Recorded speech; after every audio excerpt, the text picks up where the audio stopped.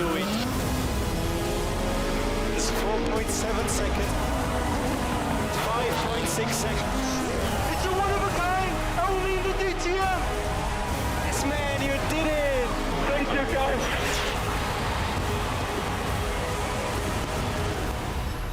Go, go, go, go, go. Yeah!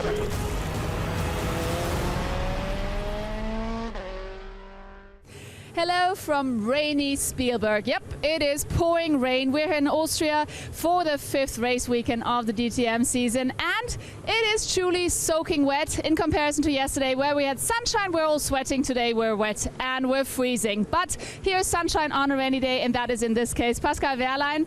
Pascal, yesterday you were second in the race, and that means you're now the leader of the championship. That's absolutely fantastic. However, today in the qualifying was a different story. It was a bit more difficult. We saw you in the gravel once. However, P4 is not so bad. So what are you expecting for this race with completely different conditions? Today was very tricky. The track is really slippery when it's wet, and just in my last lap I tried really hard to get the pole position, but then I locked up and went into the gravel. But yeah, luckily nothing happened to my car and it's fine again. So yeah, P4 is not too bad. It's a good starting position, and you know, with these conditions everything can happen. So we're looking forward to that. Best of luck for the race. Thank you very much, Pascal. And now here's David summing up the race of yesterday. Thanks, Verena. Yesterday's race was, as you might anticipate around here, a lively one, and it was rather dominated by Audis. Pole position had gone to Eduardo Mortara, but he was beaten away by Jamie Green from second on the grid. And the Brit, who'd had 3 non-scores on the bounce, led through turn 1 and looked to be on his ways. He built up an advantage to a race victory, but disaster would strike at the start of lap 2. The car wouldn't shift up nor down the gearbox. Jamie battled on for a lap, but he was losing places hand over fist. In the end, he had no option but to retire from the race. And that gave, despite a broken thumb, Eduardo Mortara the race lead as Jamie Green's Audi dropped back through the pack and ultimately into retirement. Huge disappointment for Jamie, but there were good battles out on track, although early on Robert Wickens got involved with others, did some damage to the aero of his car, and he was a retirement. Matthias Ekström was in uncompromising form, charging his way up past Gary Paffett, and Ekström trying to get himself up towards the points. There was enough damage on Wickens' car to render him a retirement. He wasn't even sure where the contact had come from, but the effect of the aero was such that he was an early casualty. Paffett had a great battle with Marco Wittmann as BMW and Mercedes ran downhill, Wittmann moving himself through, but he then went wide at turn 2, the slow first gear Rima's corner, and let Paffett back up the inside. Mike Rockenfeller was another on a charge, and with DRS enabled, he pounced on Wittmann. He worked his way through up on the inside to gain the place. Ultimately, he would finish in 8th, as up front, Eduardo Mortara was building the advantage. He was being chased hard by Pascal Wehrlein. A rather lonely third was Paul de Resta, but there was a race-long tussle for 4th between Christian Vitoris and Augusto Farfus. But then, on the last lap, Matthias Ekström arrived on the scene. There was a nudge between Eki and Farfus, and through went the Audi. That gave Ekström 5th place, and crucially, it gave him points, so he's only 8 behind Pascal Wehrlein. It was a race win for Eduardo Mortara. Pascal Wehrlein second to take over the lead of the championship. P5, Edo won the race. Good. And P5 for Matthias Ekström. So here I am with Edo, and I'm sorry it's raining into your car. You're 3rd in the championship at the moment, and you're only starting from P6 today, but I guess with a victory from yesterday, you're going strong today, aren't you? Well, I mean, yeah, I mean, it's been, we had so far a very, very good weekend with a very strong Saturday. But the race conditions today are very, very different, and we have really a lot of rain. I'm just hoping that we are going to be able, you know, to have a good race also for the fans, and hopefully, yeah, make some good show, yeah. Best of luck for the race. Thank you very much, and back to you, David. Thanks, Verena. So Eduardo Mortara down on the grid, and this is the winner of yesterday's race. But let's have a look at how the grid lines up, with Matthias Ekström taking pole position right at the very end of qualifying, ahead of Mike Rockenfeller when the road was getting wetter. Gary Paffett lines up 3rd, and the new championship leader, Pascal Wehrlein, he will start 4th. 5th is where you find Robert Wickens. 6th, yesterday's winner, Eduardo Mortara. 7th and 8th. Timo Scheider and Christian Vittoris. Audi ahead of Mercedes. And then to round out the top 10 on the grid, it's Paul di Resta with Adrian Tambay for Audi behind the Mercedes of di Resta. Outside the top 10, the grid looks like this, with Nico Müller 11th and Maxi Goetz taking his best yet, qualifying of 12th for Mercedes, ahead of the Mercedes of Danny Juncadella, and astonishingly 14th is the best BMW, Martin Tomczyk. He's ahead of Maxi Martin, who in turn out-qualified local driver, the Austrian Lucas Auer. Jamie Green is way back. He's 17th, and Zandvoort winner Antonio Felix da Costa's BM is 18th. 19th, Miguel Molina and Bruno Spengler. Like the rest of the BMW contingent, struggling. He's 20th, but he's ahead of Marco Wittmann, the reigning champions, only 21st. F3 winner here, Tom Blomqvist is 22nd. Augusto Farfus, 23rd. And Timo Glock's BMW completes the grid. And Eduardo Mortara was saying to Verena Vrit on the grid, hopefully we'll have a good race for the fans. And believe me, the rain started at about 9:10 this morning and it has barely relented. The Porsche race at the start of the day had 2 safety car periods. The Audi TT Cup race started behind the safety car and 2 laps into the proper start was red flagged and abandoned. The DTM warm-up had about 7 minutes and because of the conditions was abandoned. The Formula 3 race was delayed and ran entirely behind the safety car with a stoppage and half points awarded, and now we come to the DTM race. And it's not so much the rain. Yes, there's some standing water, there are some little rivulets across the road on the cambered corners, but it's the spray. That was the real problem for Formula 3. And these cars are going to generate spray as well. Drivers that we could hear on the team radio in qualifying saying that they were really struggling for visibility as soon as they got up behind any other traffic. So the visibility is going to be the problem. We haven't yet had confirmation of a safety car start, but we have just been told of a delayed start. So start delayed is what we are having up on the timing screen. And whether this is to try and let the conditions improve, well, not sure. But for the moment, the start has been delayed. For how long, we know not, but there has to be a 10-minute countdown. Let's go to the grid, though, and hear the thoughts of the poleman, Matthias Ekström. Yeah, so looking for Eki in the rain, no chance. He's here in the dry. I would do the same thing, especially since the start is now delayed, as we just heard. However, you starting as pole setter, I guess you seem pretty relaxed.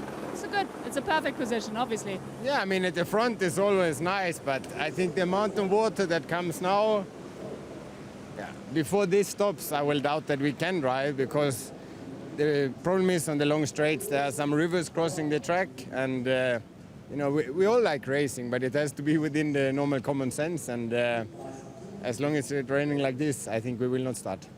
Okay, well, in that case, I guess looking up into the sky, I don't think it's going to stop. I mean, I'm not a weather frog, but it doesn't look like it's going to stop soon. So I guess we'll just see, right? We'll just pay patient? No, we have a weather guy, and they say that it's soon going to stop. So they are sitting here behind, and that's why I think they tried to delay it with 10 minutes to see if we can... because as soon as it stops raining, you can do some more formations lap and then we can go racing. So it's just the amount of water on the track in combination with the amount coming down, it will not work. So we just cross our fingers that we'll go racing soon. Yeah, but in the meantime, while we're waiting for the rain to stop, why don't we talk about the race yesterday? You really fought pretty hard yesterday and all the way to P5, fighting till the end.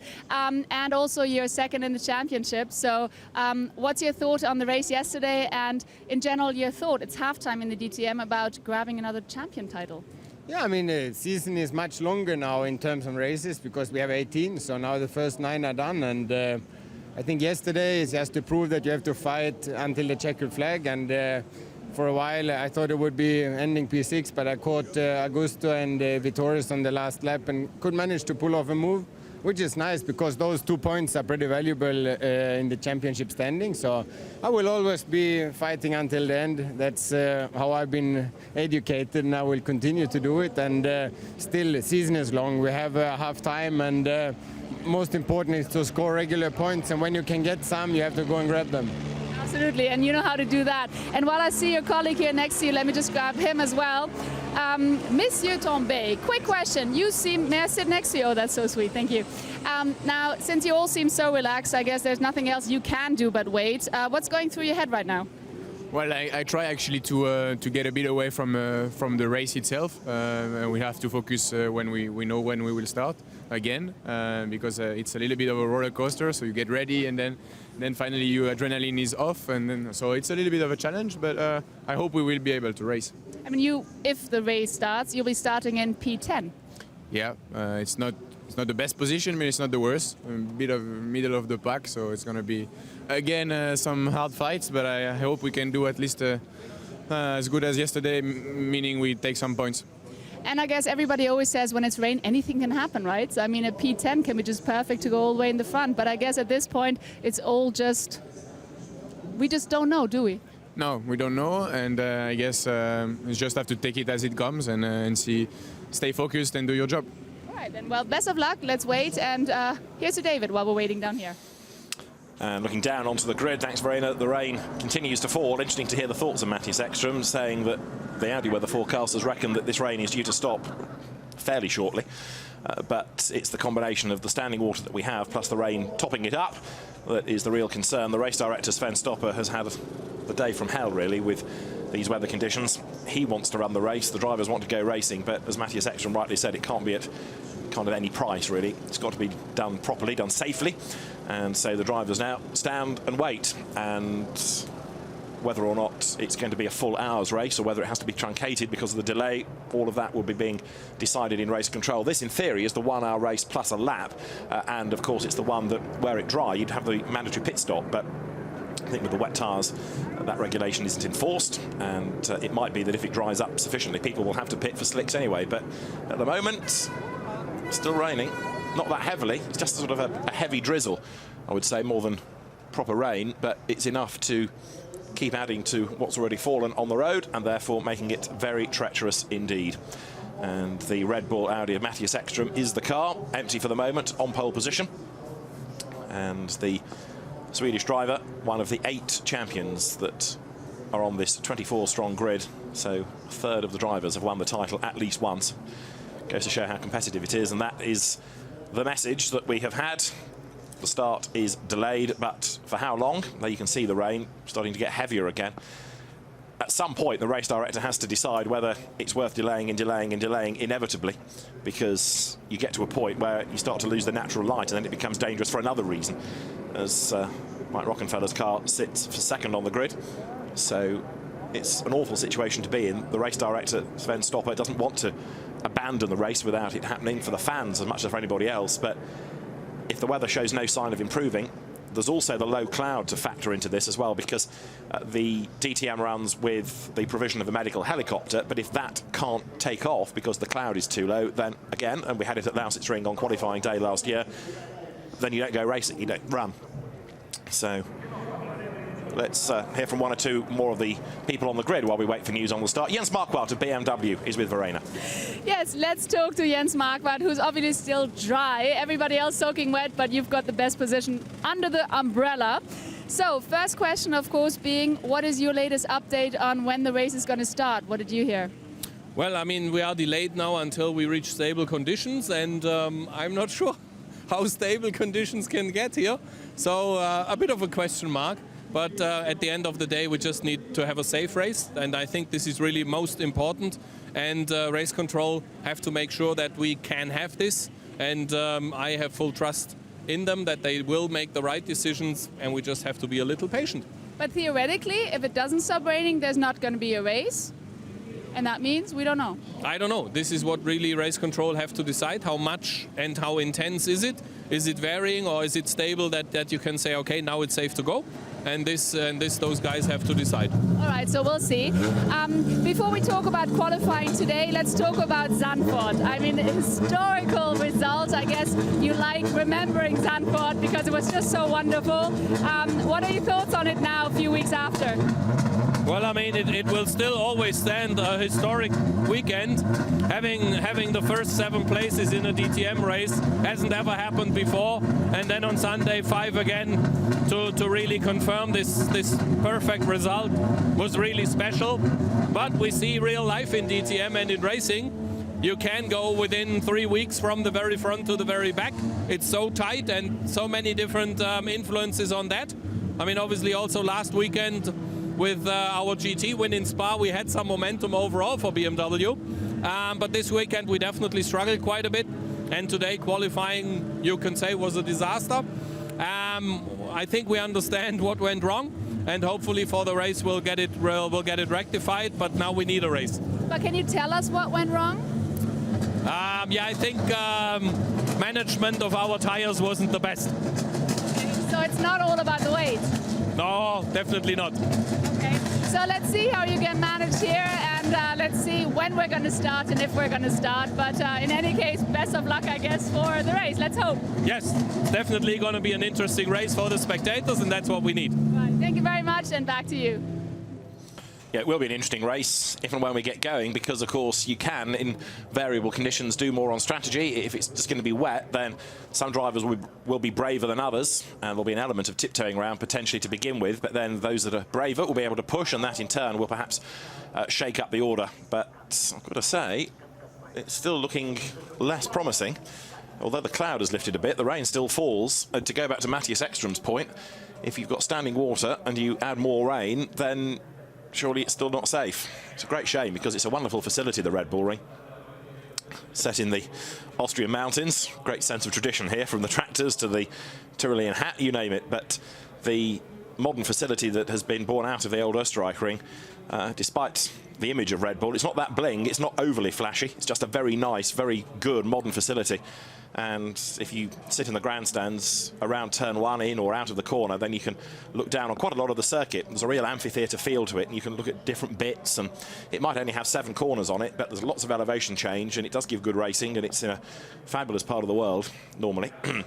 The tourism guide for Spielberg tells you about the landscape and about the different attractions that there are around here. It doesn't tell you that if you come and watch the DTM, you'll end up as wet as an otter's pocket, but that, I'm afraid, is what has happened today. The campsites have been really busy all weekend, and those that have been here for 3 days at least have had 2 good days of weather. I mean, yesterday and Friday, glorious sunshine, really, really hot, but today they've had barely anything to look at since a proper Porsche race this morning.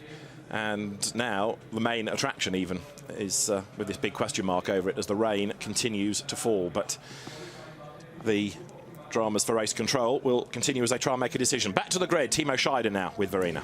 Yes, another man who seems very relaxed. No wonder, A, you're sitting in the dry, and B, we've got all the time in the world, it seems. So, Timo, you're starting from P7, yeah? And let's hear your thoughts right now that are going through your head. I mean, obviously, you're all hoping to start, but what's going on? I mean, the adrenaline was there, now it's gone, now you're just waiting. How does that work? Well, for sure, it's always a bit difficult if you prepare for a certain moment, and then we have a delay after such a heavy rain we have now. For sure, it's not too easy to keep the tension, but overall, I just hope that we can go now for some good racing. As it looks like we go behind the safety car, at least we will have a start that is, at the moment, the decision we know. So, yeah, right now I'm sitting here and waiting for decisions. Now, this is a home race for you. You've got so many fans here, family, your girlfriend, her family, everybody's there. Obviously, you really want to go now, right? Because you also want to prove to them what you can do. For sure, it's always something special when you have the family next to you on the race weekend. And also being here in Austria, I'm living here since 15 years now, so I like to show my friends and family now a good race, and for sure we need some good points as well on top of it. But yeah, we wait and hope the best for it. Now, I've got to ask one question, Timo. Yesterday I talked to Martin Tomczyk, and he did mention that he really, really likes you a lot, and you guys are friends and everything. But there was one little thing yesterday that he was a bit tacked off about, and in the live show he said that he's going to have a word with you. So now the question is, did you guys talk, and is everything okay again? Well, he sent a nice message to me yesterday evening, and I replied on that also quite nicely, and he asked me if I touch someone, please not his car again, so that was fair enough. So in the end it was a hard battle up the hill after the start. He pushed me a bit into the grass and I dived in for turn 3 again, so yeah, it was a bit of contact, but I think still in a good range, to be honest. And now, speaking of a bit of contact, considering the fact that what you said, or rather not a fact, we're hoping we're going to start soon, there could be a lot of contact. What are you expecting for this race? I mean, it's so soaking wet. Yeah, in the wet conditions you never know what happens, so you just hope that your car stays in one piece, and you try to avoid the contact, especially in the beginning when the field is completely close together, but for sure there will be some contact, I can promise you. Okay, now we heard the information that in 10 minutes race is going to start behind the safety car, so I hope you can keep the tension until then and you're excited about the fact that you're ready to go? Yes, of course, just make the cover off and we go. All right then, well, best of luck, Timo, enjoy the race, and back to you. Yeah, the 10-minute countdown has begun, so we're 10 minutes away from getting the race underway. We'll be behind the safety car, but how many racing laps we will get in remains to be seen. The race officials have to make a call and then give that 10-minute countdown, so the rain continues to fall, but it's not that heavy now. It's eased a little. It is brighter once more. The low cloud has sort of passed, so it's worth having a go, and this happened in Formula 3. The decision was made to restart. The 10-minute countdown started. Trouble was, by the end of the 10 minutes, the rain was heavier again, and it was one lap behind the safety car, and then it was red flag. Mike Rockenfeller there getting into the car, having his boots soles dried so they don't slip off the pedals. That's the peril of getting out of the car when it's raining and you stand on the wet tarmac, the wet ground, and you bring the rain back into the car. But boots are dried. Paul de Resta's off for a jog, and now that instruction has come, you need to get back to the car. Makes his way back down the pit lane. Paul yesterday got himself onto the podium. He was third, and Matthias Ekström is ready to go as well, the pole position driver. So the Swede, who considers this a home race effectively because he's a Red Bull back driver, he'll start from pole. Third on the grid though, another man to watch in this, Gary Paffett. Yes, indeed. I'm here with Gary, who's getting ready to jump into the car. I think we've got 7 more minutes or something like that. So you started from P3, which is pretty good, but I read a quote that you said you're not happy with the position because you could have been quicker and you could have done better. Yeah, the car was really good this morning and in qualifying, and I got a lot of traffic and really compromised my good laps. So I feel we definitely could have had pole position. So it means we're looking to go forward in the race. So you're the man to put the money on for the win today? I'd put money on myself, yeah. That's always good, but quick question. I mean, considering the rain and everything, it's soaking wet, it's going to be a difficult race, isn't it? Yeah. At the moment, the level of water is very high, so it's very tricky. So it's we have to be careful, see how we go and get into the race. Right, well, you do that. Best of luck, Gary. Thank you, and back to you, David. Thanks, Verena. Gary Paffett ready to go. Now the teams there, you can see, trying to dry their areas outside the pit garages, the pit box, so that if a car does come in, it won't struggle on its return to the circuit away from that pit box with a lack of traction. They want that area to be as dry as possible as well. The championship regulations about pit stops for this race only apply to the slick tyres. That's the way it's worded. And as I say, if, fingers crossed, it dries up, then people will be diving in for tyres potentially anyway, but not for a while yet. The start will be at 15:30, so the race due to get underway behind the safety car. And then, when the officials are content, then they'll let them go. But we've not had a lot of that, I've got to say, over the course of the day. If the weather improves a touch, great. If it doesn't, then we could be in all sorts of strife. Gary Paffett is the next one there. You see the boots being replaced, so the sort of overshoes, if you like, being substituted. But he's got to get one leg in and then do a quick change. So dry soles on the pedals, that's what he's after. If racing drivers didn't have enough to worry about.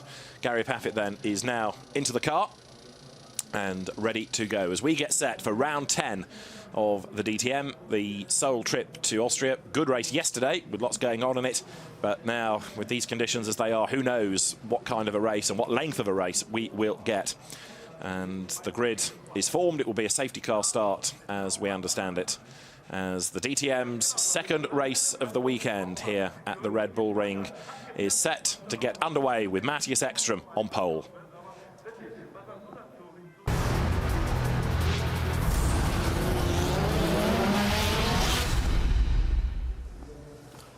The Red Bull Ring here in Spielberg will play host to the second race of the weekend for the DTM. It's the 10th race within the championship, this new format of a qualifying session and a race on each day, with race 2, the Sunday race, being the longer of, in this case, 60 minutes plus 1 lap. And because of the weather conditions, it will be a safety car start The rain is easing, it is brightening, and this is how the grid and therefore the race order to begin with will look, with Matthias Ekström ahead of his Audi colleague Mike Rockenfeller, then the Mercedes of Gary Paffett, Pascal Wehrlein, Robert Wickens ahead of Eduardo Mortara, Timo Scheider. The Mercedes come next, Christian Vitoris, Paul de Resta, then it's Audi, Adrian Tornbay, Nico Müller, Maxi Goetz, Daniel Junqueira, Martin Tomczyk, Maxime Martin, Lucas Auer, Jamie Green, Antonio Felix da Costa, Miguel Molina, Bruno Spengler, Marco Wittmann, Tom Blomqvist, Augusto Farfus and Timo Glock complete the order. And you'll have registered going through that just what a rotten qualifying session BMW had. Martin Tomczyk was an early retirement yesterday, contact with Timo Scheider, putting him into the pits and into retirement. Also, we lost yesterday Robert Wickens with damage from an early race collision, and we lost Jamie Green, forgive me, with a problem with the gearbox. It wouldn't shift up nor down, and so he too was a retirement. Gary Paffett's car is ready to go, tyres on, and the safety car has been deployed, ready for the start, which is now 3.5 minutes or so away. There's Mike Rockenfeller, who will be second on the grid and second in the queue once they get going. Championship situation, just to recap, Pascal Wehrlein has 94 points, Matthias Ekström 86, Edo Mortara the winner yesterday 83, Jamie Green falls to fourth now on 81, then it's Robert Wickens 57, Christian Vitoris and Bruno Spengler 52 ahead of Marco Wittmann, who is 8th on 51, Antonio Felix da Costa and Augusto Farfus and Gary Paffett equal 9th. They've all got 43 points, and there is Matthias Ekström ready to go from pole position. We know that he can excel in slippery conditions, partly because of what he's done in the DTM in the past, partly what he does in the World Rallycross Championship, partly what he did in qualifying, because when he set the time, the road was getting wetter, and it was an extraordinary lap that I'd rather written off, because Sector 1 and Sector 2 was slower than he had gone previously. But then the last sector wasn't an absolute best, it was only a personal best, but it was just hooked up so well that it gave Matthias Ekström pole position right at the very end, and he was 5 thousandths quicker than Mike Rockenfeller. It was an intriguing session. Whether the race is going to be as fascinating rather depends on what the weather conditions allow. The championship situation is headed by Pascal Wehrlein, and the grid is now being cleared, all the engineers making their way back into the pit lane with the tyre trolleys. And whilst Verena has scampered away from the grid, she has also been able to catch up with a very special guest at the Red Bull Ring this weekend, Michael Douglas. Hello there. Finally, we've got sunshine on a rainy day. It's lovely to see you here. Yeah, DTM TV, we're all over the world, so we're very excited to have you here. And I believe it's your first time, as I heard. What brings you here? Why? I'm here to support a friend of mine's son who is racing in Formula 3. And an opportunity to see my first DTM race. And in general, are you into motorsports? I am. In general, I used to, when I was much younger, I raced Formula F. I have been a Formula 1 fan for the last 35 years, so I follow it very closely. And yes, for me, it's a wonderful experience to be here. Well, since it's your first time, do enjoy the race. It's going to be very exciting, I'm sure. Okay, thank you very much. Thank you so much, Michael Douglas, and back to you. Yeah, Formula F American Club Level Single-Seater Championship, many years ago that was run, and the Formula 3 driver that Michael Douglas was here to support, Lance Stroll, who in a pretty much non-event of a race today was the best of the rookies. The result was basically grid order because they followed the safety car and then half points were awarded. But it's good to see Michael Douglas here. The DTM has always had this ability to attract star names to come and watch, and Michael Douglas having his first visit to a DTM race is indeed a very welcome visitor. So what is also welcome for the fans, for everybody really, is the sound of engines firing up, which means we're getting closer to a notional start of the race, because even if it's behind the safety car, at least it's movement, and of course if cars are circulating, that will help to get some of this standing water off the road. We are 30 seconds really away now. Yep, there's the clock on the screen telling us that 30 seconds to go before the cars are released, and it will be behind the Audi safety car. So how many laps it will be before we can go racing, I wouldn't like to promise. Looking down onto the grid just to see, yeah, the rain is still falling, and just when you think it's easing, it comes back with renewed vengeance. So it really is very difficult for those in race control to make a proper call on this, and they also have to bear in mind the live television slots for German TV that have to be looked after, as well as international slots, plus the fact that the natural light will start to go as well, so they can't hang on too long. It's now just gone 3:30 local time, so the race has been delayed by effectively only about 12 minutes. And as the cars leave the grid, the race is underway. Safety car start means that as soon as the cars move away from the line, so the clock starts to tick, and this then is the race itself. The cars will work their way up through the first sector, headed by Matthias Ekström. It's grid order, unless somebody has a drama and skates off the road. And we've had that in the other categories that have had safety car starts already today. But as long as the amount of rain isn't getting horrendously bad, then spray permitting, the cars could be released. It's always very difficult to know until you've really seen the cars at proper speed, but this part of the circuit doesn't look too bad. Where the standing water is, the rivulets, is sort of downhill, and because the road has all these elevation changes and camber changes, it's where the camber changes that it sort of rolls back across the track, and it's those little streams that can catch you out an aquaplane. But now, as you have a look at the spray, imagine that at a far faster speed, and it's going to be very difficult indeed for the drivers. Going up the hill on the straight behind one car, Eki, I can't see. Mike Rockenfeller's radio communication is about the lack of visibility. And no doubt all of this is being fed back to race control as well. The drivers having an input. Your tires, please. Timo Scheider in the queue as the cars work their way then on this opening lap downhill. But yeah, sitting in the spray, you can see barely anything at all. But once more over the grid, the rain not exactly bouncing off the road. It's unpleasant, but it could be worse. I tell you, it has been worse during the course of the day. That's the lap, 4.326 kilometres, with the two sectors, the two intermediate points divided, Sector 1 and Sector 2. Sector 3, of course, brings you round to the end of the lap. Were it dry, you'd be looking at 31 gear changes a lap. You'd be looking at a 5 kmh increase when the DRS were used, and that gives you 0.4 of a second gain per lap. But in the wet, forget about the 230 kilometres an hour top speed up towards turn 2, the Remus corner. We get nowhere near that. Over the timing line they go. So we've done a lap. It could be that half the race done, or up to half points done behind the safety car and no more. But you have to close the gap by regulation. You have to close the gap. Everybody wanting to have a proper race, and drivers being reminded that they have to, within the regulations, stay within 5 lengths. So Mike Rockenfeller has dropped back. Matthias Ekström there, look, getting out of the spray. So even behind the safety car, visibility is lousy. And no doubt we'll get more radio traffic from the drivers as the cars come out of turn 2, that Remus corner. It's a good corner, it's a tricky corner, because you're in first gear, turning uphill. Okay, 02987783. Over the brow of the hill, back down towards turn 3 they go. Try to get them as high as possible.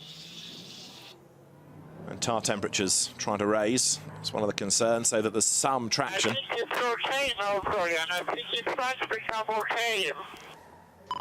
Copy. Track conditions seem to be okay now. Well, that's positive. Matthias Ekström reporting back that track conditions don't seem to be too bad, and if that's communicated to race control, then we could be looking at a start. Now, it depends next on the way the race director wants to treat this. You must tell me when safety car go in now. Yeah, for sure, I always tell you. Matthias Ekström very concerned. He knows when the race is underway.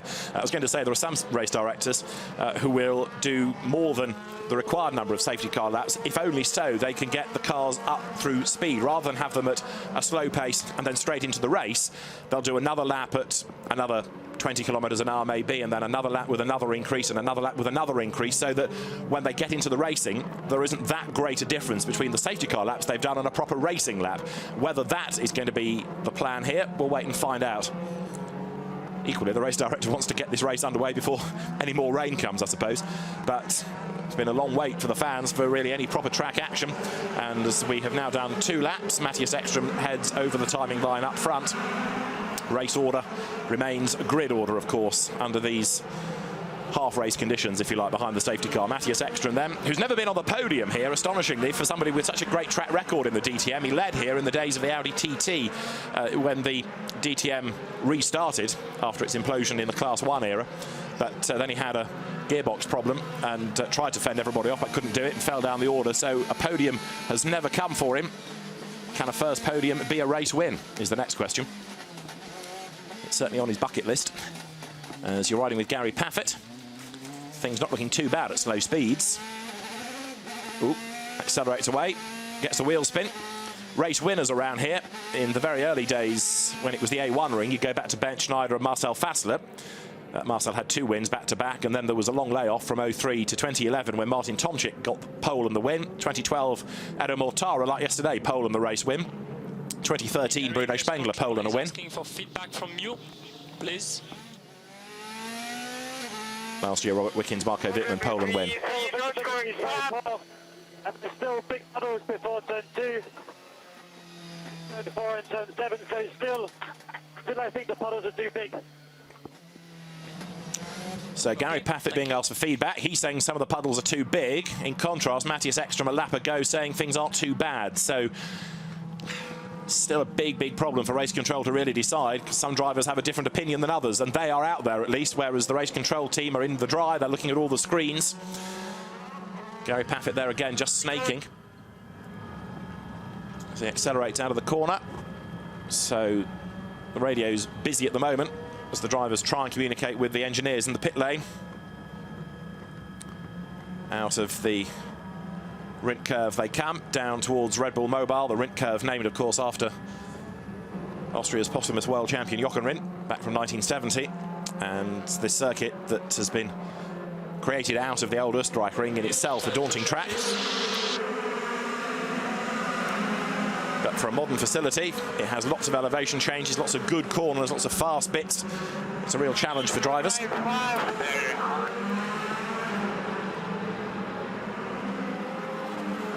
And the spray on the pit straight hangs in the air. You can see it coming out of turn 1 as you look at the whole pack go through.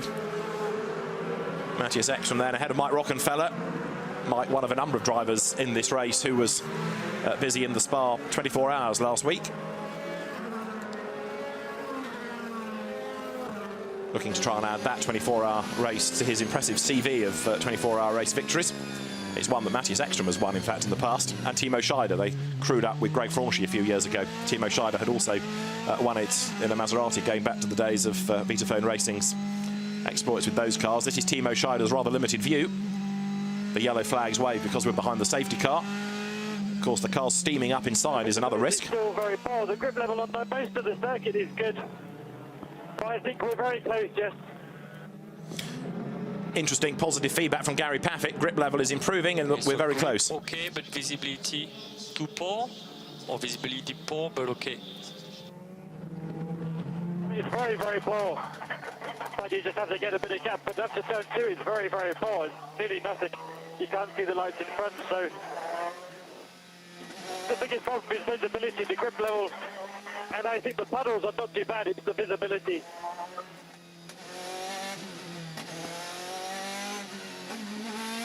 Part of the problem is that there's no wind here. It's okay, Gary, so the next lap will be the last lap under safety car, and then safety car will come in. That's interesting. The teams have been told that. It's not yet on the message line on the screen, but the team's being told there's one more safety car lap. I was going to say there's no wind to blow the spray away either. So the drivers, if they're all getting that message, will get themselves ready for a proper start. And Matthias Ekström comes over the line, and you can see there the spray generated as he's behind the safety car. But that message about one more lap hasn't yet been put on the timing screen. But there is, of course, the private network for the teams.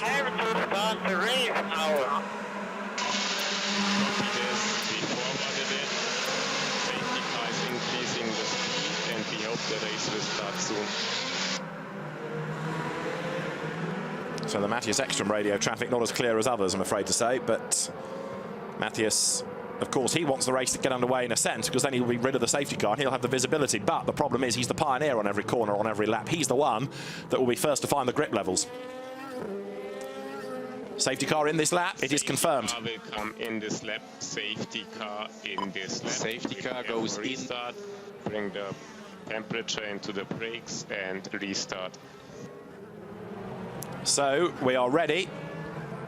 Fingers crossed, up and down the pit lane. Wolfgang Ulrich, they're not looking as though he agrees necessarily. So don't be surprised if we don't have another safety car period, I'm afraid to say, because it could be, as the drivers go racing, that visibility and the rain can contrive against them. But we've had already 10 minutes of the race. It's 60 minutes plus 1 lap, don't forget, as Ekstrom leads them down towards the left-hander at turn 5. Then there's that quick flick right out of the Wirth sequence of corners. Ekstrom, Rockenfeller, Paffett, Wehrlein.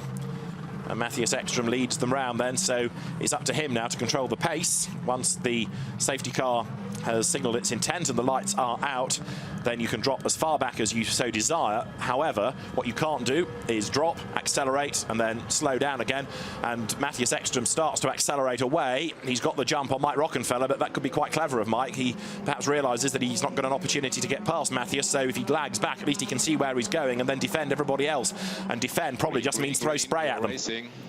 So the green flag is waved, and to the relief of the fans, we go racing with just over 48 minutes on the clock, and the race is officially underway now then, as the cars head up towards turn 1, with Matthias Ekstrom gaining an advantage of 1.4 seconds as they head up towards turn 1.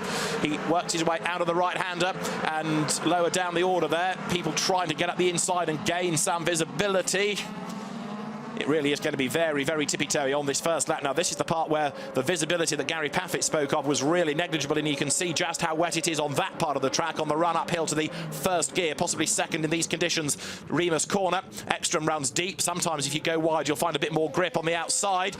And there you've got Edo Mortara, look, up alongside Robert Wickens, and round the outside of him he has gone. So a place gained by Mortara. Lucas Auer there has gone round the outside of Maxime Martin also. So the Mercedes gains 1 spot. You can overtake, and the order is shuffled accordingly then as the cars work their way down towards turn 3. Witness marks of people having gone off in earlier races there across the grass, but as they tiptoe their way downhill off the road goes Christian Vitoris. He's the first casualty. He's in the gravel. Can he get back on? And if he does, can he do so without involving anybody else? Gary Paffett is on the back of Mike Rockenfeller. He knows he's got to get past, and he can actually see something. And those that are glued to the back of a car ahead are being oh so brave at the moment, because visibility will be non-existent. It'll be like standing in a shower pretty much, with all the water being sprayed into your face. And try and do that at a very high speed as well. Ain't going to be easy for Gary Paffett to see anything at all, as he finds now a run on the back of Mike Rockenfeller. Lower down the order there, look, Timo Glock and Tom Blomqvist arrive side by side, and Glock is on a mission. Blomqvist going backwards because Farfus has got past him also. End of the first proper racing lap. This will put 6 in the book as Matthias Ekstrom comes up over the timing line. Through he goes. Second across the line is Mike Rockenfeller, and then Gary Paffett third as he dropped back a little bit. No, he's in the spray, he just can't see him. So Gary is only 8 tenths back. Really brave stuff this from him. Wehrlein is 4th, Mortara 5th, 6th is Wickens, and Danny Juncadella shown us having come down the pit lane as there. Adrian Tombay makes a move up the inside of Paul de Resta. Adrian Tombay goes through, that gives him 8th. Juncadella is in the pit lane for reasons as yet unknown, but the Spanish driver is in. Is it something like water in the works? Is it the fact that the car has steamed up and he can't see? Either way, the Spanish driver in the pit road. And a slow Rockenfeller out of turn 2. Mortara and Wickens both run wide. And there's contact coming up, and there's a biff there as Nico Muller gets up the inside of Paul de Resta. And then Maxi Goetz tries to buy into it. Miguel Molina goes out wide. Martin is all sideways in the blue and white BMW. It's going to be survival of the fittest, this, or just survival per se, I suspect. Wehrlein is catching Gary Paffett now, 3rd and 4th, and don't forget Wehrlein is the championship leader. Are the teams going to think about a switch so early on in the race in order to get the higher placed driver for the Mercedes brand up the order? If, of course, the race were to be stopped and not restarted and half points awarded, you'd kick yourself for not having made the switch early on. But for the moment, Gary Paffett wants to get on with this and go after Mike Rockenfeller. Lots of decisions then for Uli Fritz, the DTM boss of Mercedes, to have to factor in. I'm not advocating team orders, but we know they happen in the DTM as the manufacturers try and put the weight behind the more successful driver, and at about the midway point in the championship, it's going to have more of an impact. Now that Marshall has gone for an impromptu jog. And Danny Juncadella is back in the race. I think what he'd gone to do was try and clear debris off the road, and then suddenly discovered that there was a Mercedes heading up the hill towards him. So clear the bits out of the way and then run again.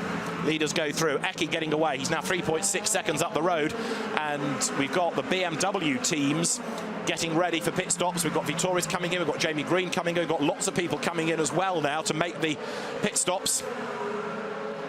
So a new set of wets required. And in they come.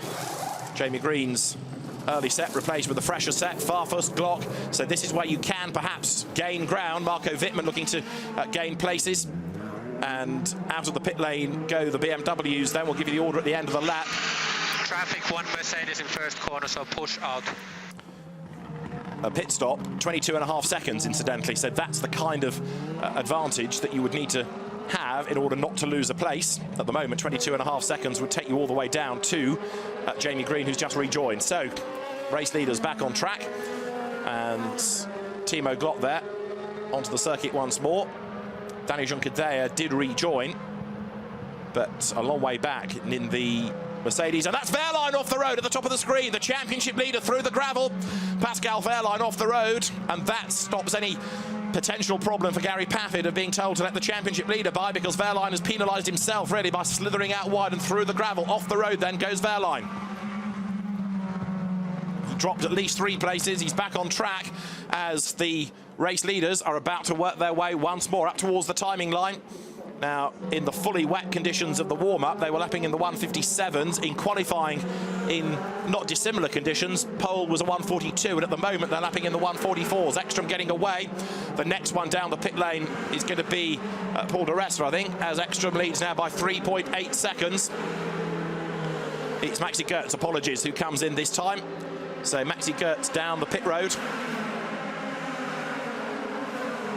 And also BMW in behind of Tom Blomqvist. This is the Wehrlein incident, running himself out wide over the grass into the gravel. And sliding back onto the road. So Pascal Wehrlein will drop down.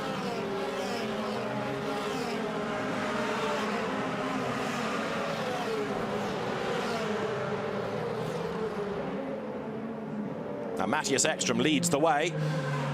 42 minutes remain on the clock, and Gary Paffett is back onto the tail of Mike Rockenfeller now. Out of turn 3 they come. They drop downhill. Gary has a chance, finds the standing water on the inside of the road, and of course to do any overtaking you've got to go offline, but this is brave stuff from Paffett. Onto the outside at turn 4. Can he go round the outside? Yes, he can. Fantastic move. Brilliant bit of driving by Gary Paffett round the outside in the wet. He's gone up into second place. Class of a former champion, that. Great move. Gary Paffett goes second. Now, what can he do about Matthias Ekstrom? We know that Gary is quick around here, evinced by what he did in qualifying. Glock, Farfus, Blomqvist, the BMWs back out on track, all squabbling out of turn 2, out of Remus.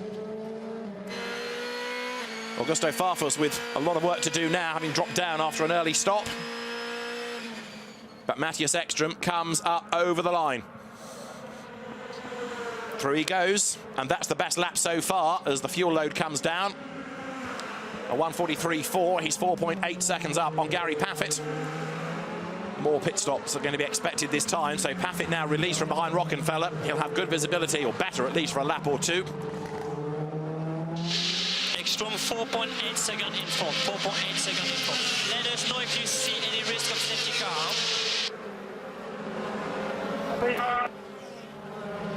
Gary Paffett in replay, finding his way up past Mike Rockenfeller. Out of turn 3, despite that big puddle on the inside of the road, he gets the run. He's level with Rocky as they head downhill.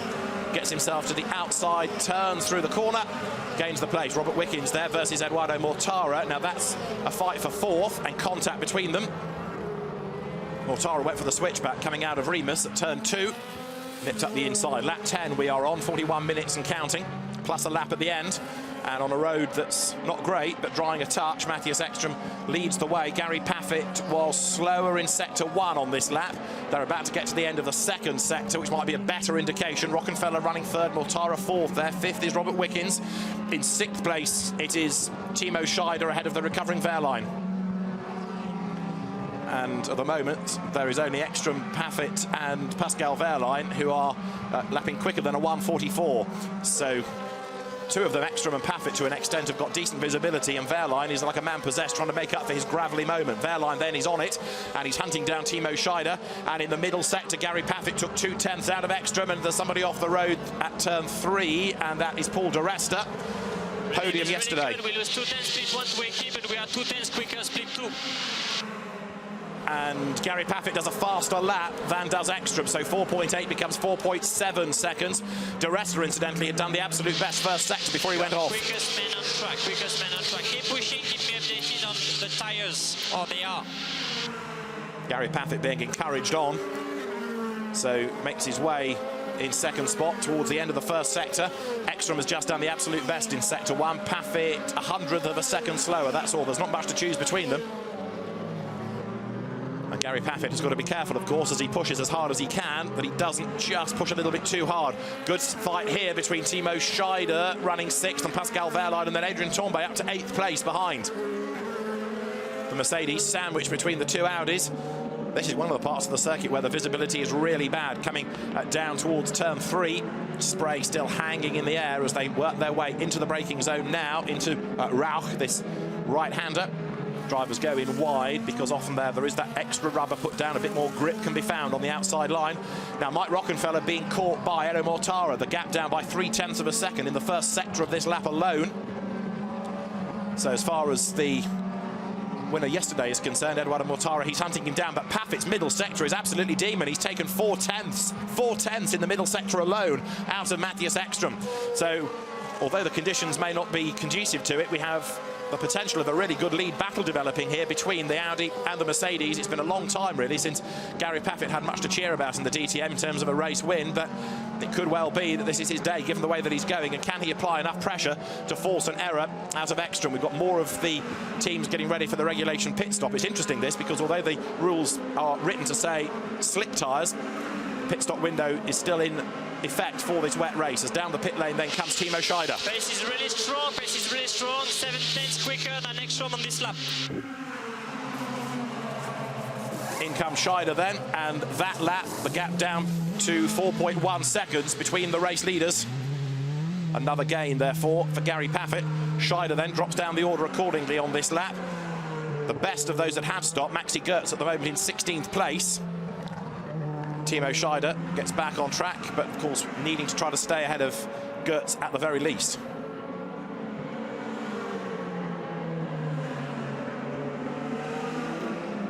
In the first sector, Matthias Ekstrom doing an absolute best, so pulling away once more from Gary Paffett.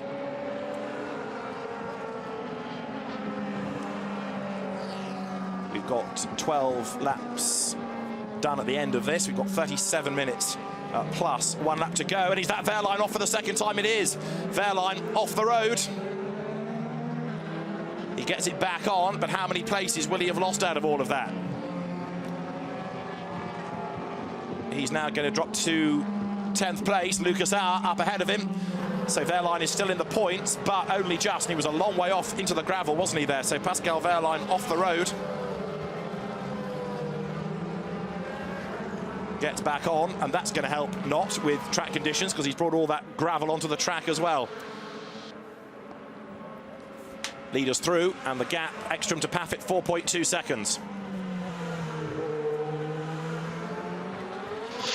Balance question, gap to Paffett, 4.2. Okay, still quickest on track, Ekstrom, but Ekstrom was as quick. Lots of communication going on, Ekstrom and Paffett to their teams. Let me know pressure. And Gary Paffett being told he's the quickest man on the circuit. He's got the best lap of the race, and he's 4.2 seconds down on Ekstrom. He's actually gone up fractionally on that last lap, so he's going to push as hard as he can, but Ekstrom's still looking pretty good up front. Rockenfeller is 3rd, Mortara is 4th, 5th is Wickens, 6th is Tambay, 7th is Muller, 8th is Auer, 8th Lucas Auer on home soil. Great effort being put in this. 9th now is Wehrlein, 10th is Da Costa, and in 11th place is Molina, 12th is Spengler, 13th De Resta, 14th is Maxime Martin, and 15th is Scheider. Copy.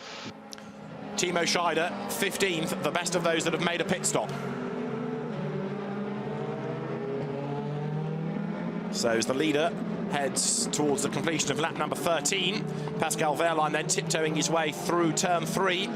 Antonio Felix da Costa bearing down on him in the BMW, 1.2 seconds between them. Lucas Auer, wiper on in the pink Mercedes, teammate to Gary Paffett at ART. So both the ART cars seemingly well suited to the wet. Lucas Auer having the best showing of the season. Remember that he didn't even start the second Hockenheim race, having gone off on the installation lap round to the grid. swings his way out of the Wirth sequence of corners. He's got Pascal Wehrlein behind him. Wehrlein on pace, ought to be able to go by and heads up the inside. And I've got to say, Lucas Aert didn't seem to defend that too strenuously. Wehrlein goes through them, and that helps him for the championship as he goes by. Gap to Perfect, 4.8. 4.8. And 4.8 means the gap has gone up between the two race leaders. Ekstrom pulling away that time through over Gary Paffett. 34 minutes and a bit, plus 1 lap to go. And Matthias Ekstrom conquering horrible conditions. And actually, considering how bad it is, we've not had that many dramas. We've had Wehrlein off a couple of times, but not as many spins as you might have anticipated. Rockenfeller still running third. In fourth place, it is Edo Mortara, who is lapping a bit quicker. That gap is coming down. And then in fifth and sixth, Wickens ahead of Adrien Tambay. Tambay looking pretty good in these conditions. He's worked his way up the order. He was racing yesterday as well, the French driver. Best that he's had this year is a 9th. Adrien Tambay could be on for his best of the season, therefore in 6th place, as Gary Paffett now heads off downhill towards turn 4 once again. You've got to go back to Hockenheim, first round of 2012, to find Gary's last win. Can he add to it today? 20 career wins, same tally as Matthias Ekstrom. Ekstrom had 20 poles and 20 wins coming into this, but he's got 21 poles now. Can he match that with a 21st victory? Do not bet against it, given the way that he's going. He excels not only in a DTM car, but of course on slippery surfaces, evinced by what he's achieved in rallycross. And also he's done a fair bit of rallying in his time, as every good Scandinavian should. Mike Rockenfeller third, one of the 8 champions on this grid as he comes down now towards the Red Bull Mobile curve. He's got enough in hand for the moment over Edoardo Mortara. And Mike Rockenfeller, who has had a best of a 5th this year, could be on for a podium if he keeps out of trouble, because he, for the moment, is not really being reeled in by Edoardo Mortara. That lap, the gap has gone up by 4/10. Into the pits has come Tambay then, so he is the highest placed driver yet to come in and serve a regulation stop. And the rain falling, I would suggest, more heavily once again. But now that the drivers are into the race, they're concentrating on that. Really good stop by Tambay, 3.1 seconds. Now, were Ekstrom to stop, he would end up rejoining just about ahead of Wehrlein. That's where 22.5 seconds would take you to. Tambay versus Scheider is the one to watch, because Timo Scheider is at the moment the highest place of those that have made a pit stop. And there he is coming out of turn 1. And where is Tambay? He's in the gloom somewhere. Is it going to be the Playboy Audi or the Auto Test car? Tambay stays ahead. This is Scheider's view. So Adrien Tambay hangs on to the place. Scheider at work, heading up towards Remus, turn 2. And out of the corner comes Bruno Spengler. There is Tambay, and he's stayed ahead of Scheider. So Adrien Tambay is the best placed of those that have made the regulation pit stop now.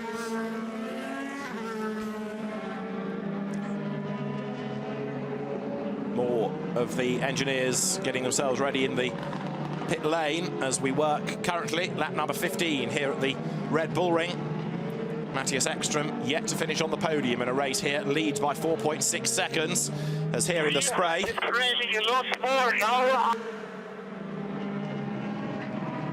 Jamie Green there, trying to hunt up a place.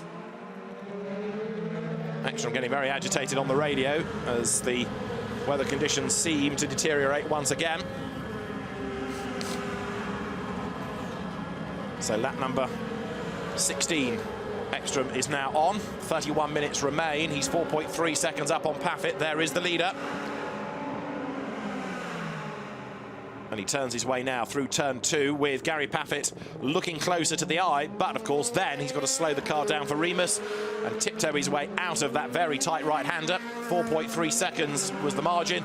For third and fourth, it is a little bit nearer this time. Look, Mortara looking closer to Rockenfeller as they come over that yellow line to mark out one of the slow zones. Through turn 3 at Rauch goes Ekstrom. Paffett behind him. Matthias Ekstrom, winner of the second race at Hockenheim this year. There, look, Rockenfeller versus Mortara.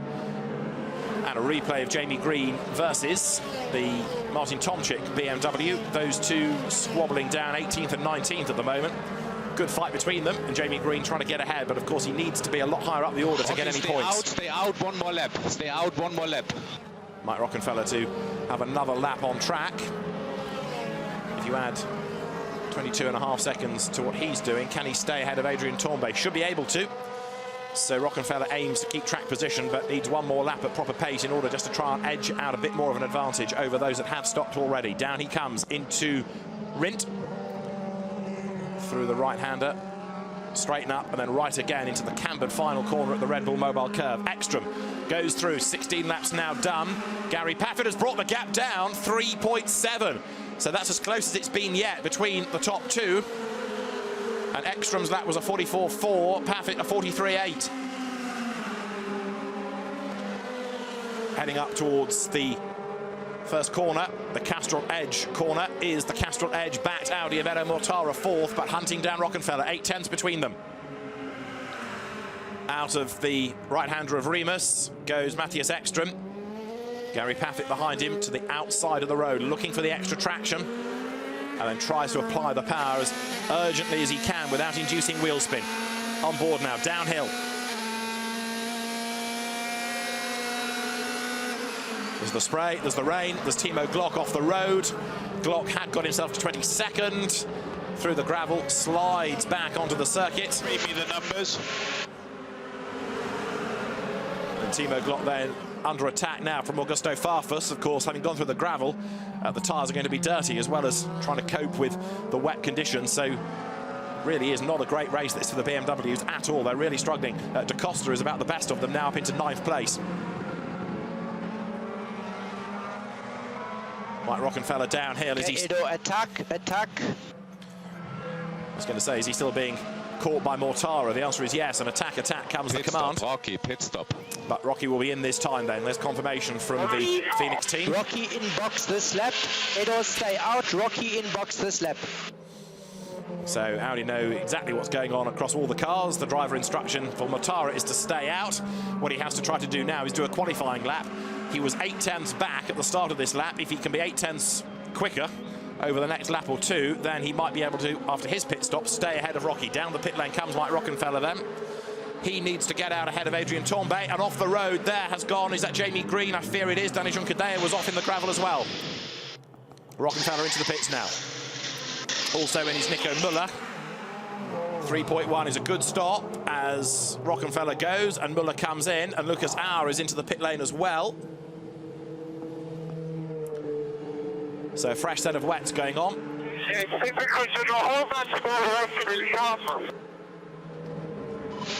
Copy. I will inform you.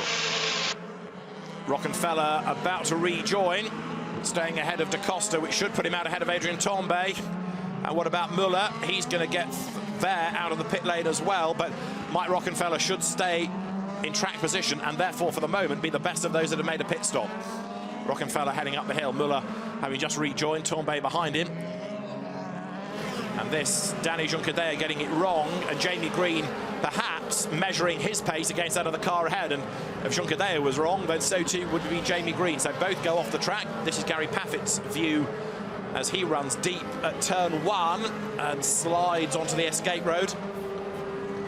Exceeding track limits like that doesn't matter. You've given yourself a penalty by having to slow right down. Blomqvist is the next one off, and now you can see more and more people running off the track, suggesting ever more that the track conditions are worsening.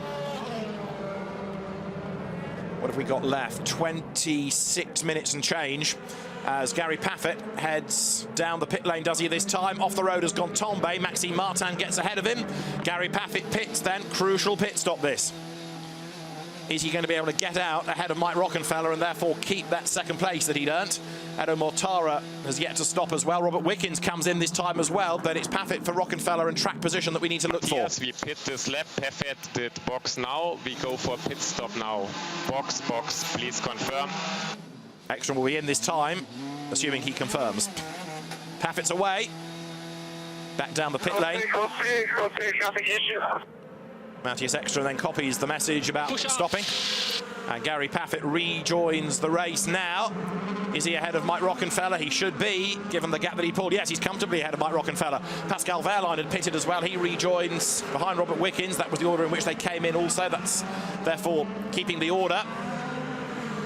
But as the stops cycle through then, Matthias Ekstrom works his way up towards the end of the middle sector, and you can see now just how tricky it's going to be for those that have made pit stops rejoining in the spray, in the traffic, And it's a very, very wet road indeed on the run up now towards turn 2. Miguel Molina goes through there as Juncker there makes a second pit stop. He's just come in. Muller slides up to turn 2, runs out deep. Bruno Spengler is now tucked up behind him, but Spengler has yet to stop. And there, Pascal Wehrlein tries to go through up on the inside. Timo Scheider's view, great view of the spray, in which somewhere are some cars. Mike Rockenfeller heads down towards turn 3. Gary Paffett then still hunting down Matthias Ekstrom. Spengler slides. He's got Wickens behind him, and here comes the race leader then. So Matthias Ekstrom heads down the pit road. The race leader is in, and 3.1 was a good Mercedes stop. Tom Blomqvist is coming back in. And Paffett being encouraged on. Mortara has come in as well, incidentally. He had just got up into second place. Up goes the Audi. Old wets off, new wets on. Down it goes. Lots of water on the circuit. New tires, new tires. 3.5 seconds to stop, not as quick as some. Ekstrom exiting the pits. Ekstrom exiting the pits. Out goes Mortara, so Matthias Ekstrom through. Gary Paffett's just gone past the pits. Ekstrom will keep the race lead, and I would suggest even it looks a greater advantage. Mortara will rejoin as well. Up with Paffett, look there, he's not that far behind him. It's the Mercedes goes by. There is Edo Mortara. Blue flag. So Gary Paffett's second. He's concerned about back markers and the blue flag, but Edo Mortara not that far behind Paffett now. Out of all of that, has Mortara stayed ahead of Rockenfeller, or got ahead of Rockenfeller? I think he has he not? Copy, copy. You're fighting for position with Mortara behind you. You're fighting for position with Mortara behind you. There is Rockenfeller. He has dropped back on the pit stop, so Mortara has got himself up, not only ahead of Mike Rockenfeller, but also into a position to challenge Gary Paffett. So as you've heard on the radio traffic, it's a proper battle, this, for second place between Mortara and Paffett. Gary has the place at the moment. There is Mike Rockenfeller coming downhill. Antonio Felix da Costa is in fourth, but yet to stop. So the BMW will drop down. There's only Molina and da Costa yet to serve the stops. Paffett hard at work. Edo Mortara behind him. And as they work their way downhill, we've got 22 minutes plus one more lap of the race still to go. A sideways Eduardo Mortara there. He's committed to the task in hand, which is to try and get onto the back of Gary Paffett. And a spin for Adrien Tambay. He's gone around, it's coming out of turn 3. He'd had one drama there already. And if Tambay can't get going, then the race would need to be interrupted. Come on, Adrien, please get going again. Is he going to be able to? Way off the road there, plows the BMW. Was that Martin potentially, or was that Marco Wittmann? Let's have a look at the front of the car as it comes into shot. It's Maxime Martin, who's gone straight across the gravel bed. Gap to Ekstrom, 6.6 seconds. Mortara behind, 2 seconds. So that confirms that Paffett has dropped away from Ekstrom and has been caught by Mortara. Ekstrom, Paffett, Mortara, then da Costa out of sequence. That's the order at the moment. Rockenfeller complaining about grip. 21.5 minutes just over, still to go. Let me know about track condition. Race control is asking. And race control then. It's not getting worse, it's quite stable. Still a lot of water, but quite stable. Race control asking about track conditions. Gary Paffett saying it's stable. It might be bad, but it's stable. Okay. So he can push as hard as he dares. He's got Mortara behind him. Downhill they go.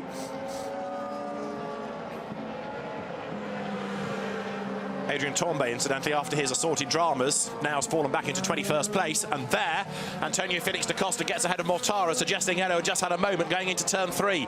So that takes the pressure off Paffett. Antonio Felix da Costa, remember, has yet to stop. Now, if you add, for the sake of argument, 23 seconds to his time, let's just have a quick look at Mortara in replay. Yes, deep into 3, into the gravel. Drops it down through the gears, has the momentum to dig himself out. Da Costa, add 23 seconds to his time, he's going to be down in about 12 after the pit stops. So he's out of the points. Edo da Costa has not made a pit stop yet, so you're still position 3. That was Tomczyk going off the road as well. Martin Tomczyk down in 13th spot at the moment. Went off behind you, so now it's da Costa behind 7 seconds. Paffett gets the message of Mortara as well, and Mike Rockenfeller not close enough to capitalise on Edo's mistake. So Ekstrom to Paffett, the gap is 5 seconds. It's come down. Matthias Ekstrom then. You went 1.2 seconds quicker than Ekstrom on this lap. Gap 5 seconds, 5 seconds. Blocks condition are tricky, so no mistake.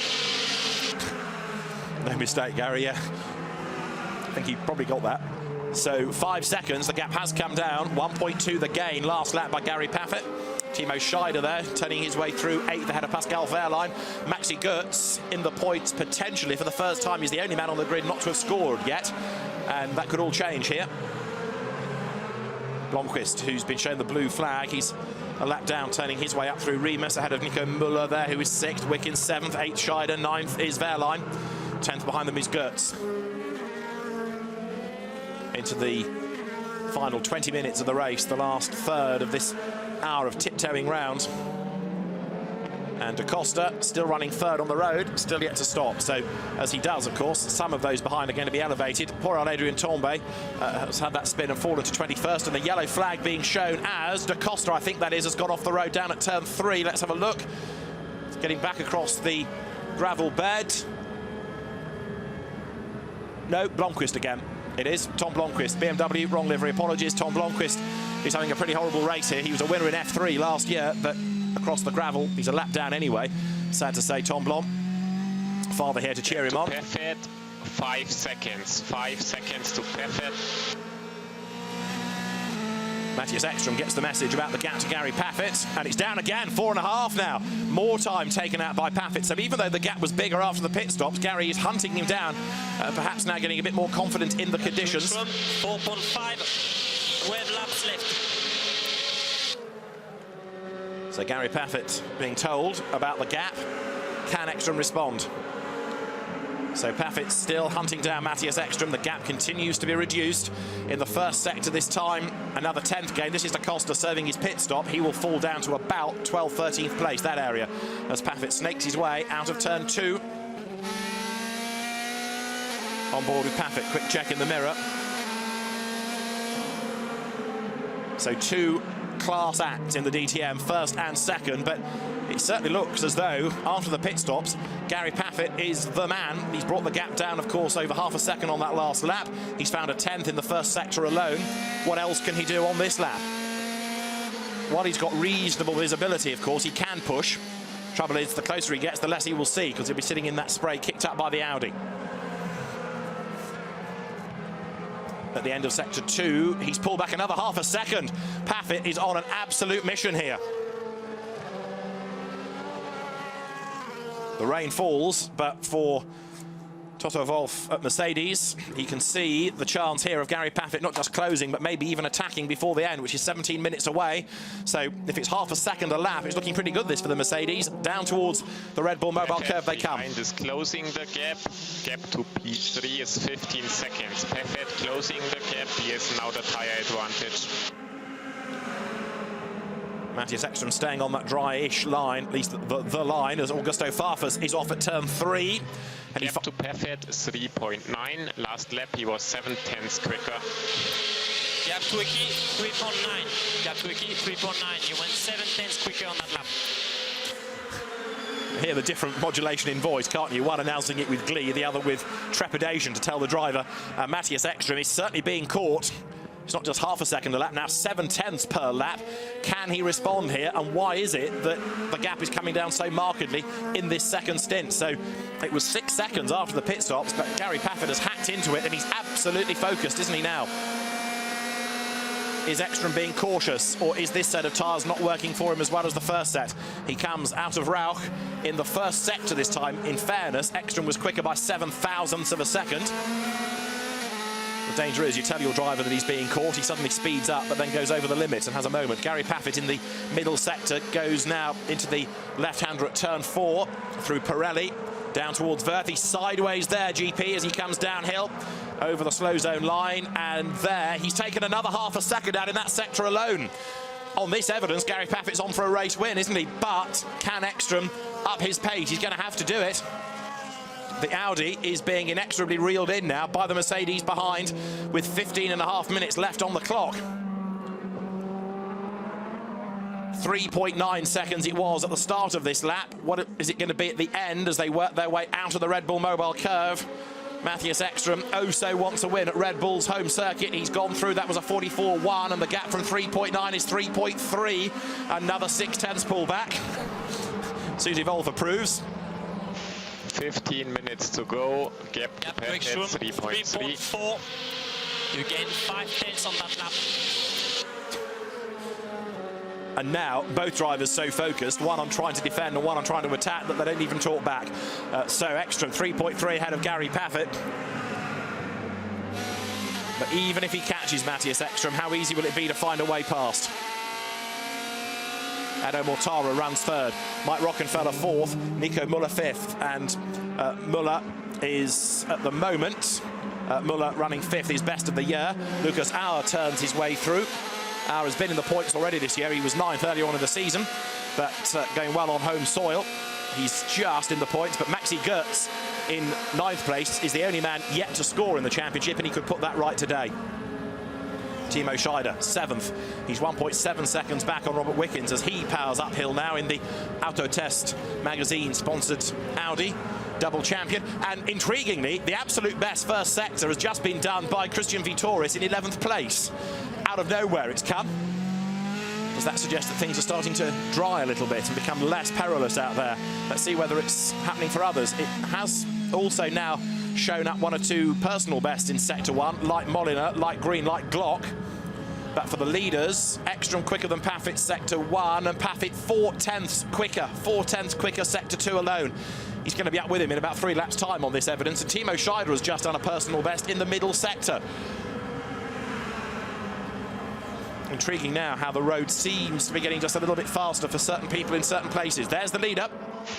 9 laps to go, 9 laps to go. Gap to Perfett, 3 seconds. 2.9, you gain 4 tenths on that lap.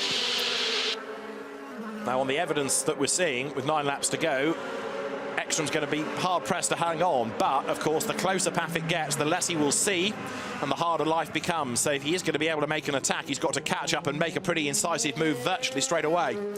He'll know all of that, and he will now work his way out of Remus down towards Rauk, out of turn 2, downhill. Great part of the circuit, that, with the elevation changes and the contours moving you from one side of the road to the other, and then set the car up for that long, long right. In the first sector of this lap, Paffett was the quicker of the two. Edo Mortara third, but a distant third now, 13 seconds back. Pascal Wehrlein, after his couple of dramas, in 8th spot, but potentially, of course, here to lose the championship lead. Matthias Ekström wants to try and take over the lead of the championship with a race win, not just by getting points. Gary Paffett wants a race win. He's been off that top step for far too long. Vitoris now has done another absolute best in Sector 1, and their drama between Marco Wittmann, reigning champion, Paul di Resta, champion of years past. Up the inside has gone the Mercedes. That gives him 13th place coming out of Rindt. Here is Ekström, 12 minutes plus the lap, remember, at the end. Through the Red Bull Mobile curve he comes. Gary Paffett can see the man he's chasing now, or see the ball of spray he's chasing, perhaps to be more accurate, up over the timing line. And the gap 3.4. That time Paffett loses time. Not so much Ekström speeding up, but Gary Paffett doing a slower lap. Was 5 tenths quicker than Perfett. Gap is 3.4. 3.4 to Perfett. Okay. 8 laps to go. 8 laps to go. Gap 3.5. So the two radio messages from the AB Sports line and from the ART Grand Prix team back and forth to the drivers. And the gap up again then to 3.4 seconds. Now, it's this cat and mouse situation up front. There is Danny Juncker-Deyer, who is down in 23rd place, having made now 3 pit stops. Eduardo Mortara is the man that runs in 3rd place. Turns his way out of turn 2. The leaders at the bottom of the hill, with Paffett a 10th quicker in the first sector of this lap.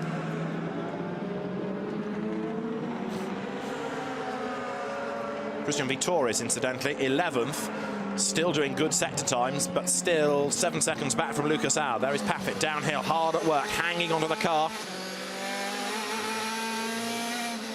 Up a gear and down as he turns into Wörth. Gently back on the power. Hauls the car out of that little S. And Mike Rockenfeller, intriguingly, in 4th place, even though he's nearly 3 seconds back on Mortara, has just done a personal best first sector. So it does suggest that as the cars are getting lighter, and just maybe the road is a little bit better now, the track conditions slightly less bad, perhaps, that the improvements can come, as there is Da Costa versus di Resta. This is 12th and 13th, BMW versus Mercedes. The Red Bull-sponsored BMW of the Zandvoort winner hangs onto the place. The race leaders have just gone through, and the gap is down to 2.7 seconds. Wait for the next radio messages. 2.7 seconds is now the margin between the leaders as De Resta closes on the BM. Gap to Ekstrom, 2.7. You went 8/10 quicker on that lap. 7 laps to go. So Gary Paffett absolutely storming on, and Danny Junqueira, incidentally, has now done the absolute best last sector. De Resta on the tail of Antonio Felix da Costa, who defends as they head down towards Rint. De Resta on the outside line, and the Mercedes, as we know, work well in the wet, goes right around the outside but off the road. Da Costa hangs onto the place, and De Resta, no, gets back ahead of him as they come to the end of the lap. So he was all 4 wheels over the curb there, but he's gained the place. Will that stay? 9 minutes to go. In the past, think back, for example, to Ossersleben last year. We saw how the Mercedes seemed to enjoy the wet weather, and it's happening again now because Paffett is on a real charge, and so is Paul De Resta lower down the order. Christian Victoris, likewise, has been doing good sectors. And now, Ekstrom, Paffett and Mortara, all personal bests in Sector 1 as the road is a little bit drier. Sector 2, Paffett takes another half a second out. It's all being done in that middle sector of the lap, and it was the same really in qualifying. That's where the Mercedes was very strong indeed. So in Sector 1 of the lap, Paffett 12 thousandths quicker. In Sector 2, half a second quicker. Down towards the last right on the lap they come. The gap was 2.7 seconds. It doesn't look like Ekstrom's got much left in the tank, really, in terms of turning up the wick and pulling away. All he can do is try and defend if and when Paffett arrives on his tail. Best lap of the race, just done by Gary Paffett. A 1:42.3. It's another half a second gained. It's 2.2 seconds between them with 8 minutes to go. Really is a cat and mouse battle. 2.26 laps to go, and you went half a second quicker. We can catch him. Come on, when we can catch him. You've got to say that Gary's engineer is doing a great job of motivating him. Uphill into turn 2. Paffett totally focused now on what's going on ahead of him. Matthias Ekstrom is that man ahead. The drivers dive downhill once again, heading towards turn 3 at Rauch in the first sector this time. Paffett fractionally slower, in fact, because there Ekstrom did a personal best in the first sector and got away slightly. On board with Paffett. The road looking a bit better there as they work their way out of the right-hander of turn 3.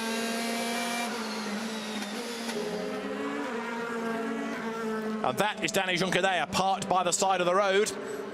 Now, does that car need to be retrieved? And if it does, could it be a safety car in order to do it? If you've got marshals having to work trackside, then under the changes to the sporting code of the FIA, that may well ultimately force the safety car to be used just to give the marshals the safety, especially in these conditions, to move that car out of the way. We'll have to see whether it's in a very awkward place or whether Junqueira can rejoin. It was a kind of half spin coming up out of Remus.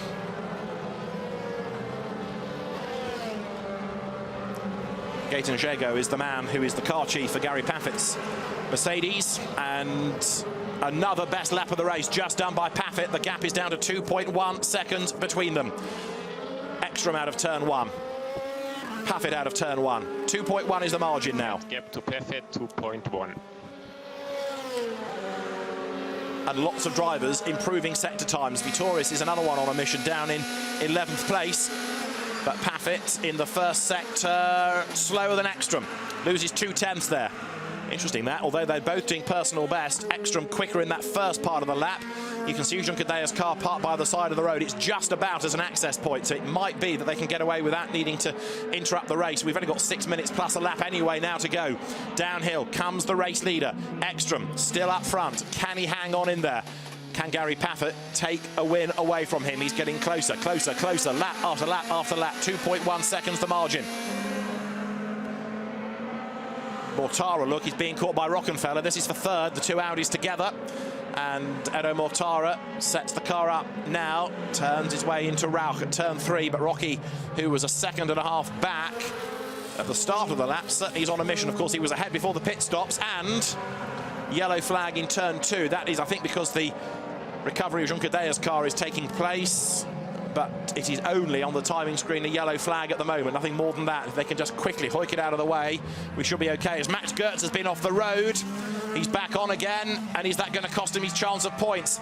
Lucas Auer gets past him, but that's for 9th, so Goetz is still in the points, albeit now point singular. Tom Blomqvist retires from the race. It's been a miserable race for him, and Tom Blom parks it, and that's the day done. Ekstrom has just done the fastest lap of the race. The gap is 2.4 seconds. It's not much, but it's an improvement.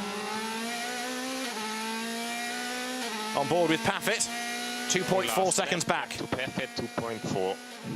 So Matthias Ekstrom now increases the margin, and as the green flag comes out at turn 2, the Juncker recovery operation is done. 4.5 minutes plus 1 lap remain here at the Red Bull Ring. Gone, green flag. Race order: Ekstrom, Paffett, Mortara runs 3rd, Rocky 4th, 5th is Nico Müller, heading for his best yet in this year's championship. 6th is Scheider, 7th is Wickens, 8th is Wehrlein to lose potentially the championship lead. 9th now is Auer, 10th is Goetz still in the points, and then 11th is Vitoris, 12th is De Resta. In 13th place it is Da Costa, 14th is Wittmann, 15th is Tomczyk, 16th Molina, Glock 17th, Spengler 18th, 19th is Tombe, 20th only Jamie Green. Dreadful day for Jamie. 21st Farfus, ditto. 22nd Martin, ditto. Lots of drivers, particularly if you're in a BMW, have really struggled around here today. Yesterday they were not too bad, but they've really struggled. And of course here last year it was 1, 2, 3, 4 for the BMWs, but this year in the wet, day 2 of race action at Spielberg, not good at all. Rockenfeller still chipping away. He brought the gap down on Mortara by half a second last time. Downhill they go. Mortara, of course, is better placed in the championship, so they're going to be reluctant, I would have thought, to do a swap for points. Get Rockenfeller ahead. He's going to have to earn that. Vitoris has been off the road. 11th he was. That's down at turn 3. Yet another one to add to that list. Ekstrom has gone by. Sector 2, purple sector 3, 4 tenths quicker than Paffett. Gap is 2.8. 3 laps to go. And all of that adds up to another new fastest lap of the race for Matthias Ekstrom. So Ekstrom is getting away from Paffett as the road seems to be just a little bit drier, bracket less wet, close bracket. So Ekstrom is getting away slightly. 2.8 seconds is the margin. Paffett running in 2nd place, Mortara 3rd, and he's now done the absolute best in the last sector. So you can see the road is drying. Timo Scheider in replay sees Robert Wickens make a real mons of turn 3, and the Audi nips up the inside, so Scheider goes 6th and Wickens falls to 7th as a consequence.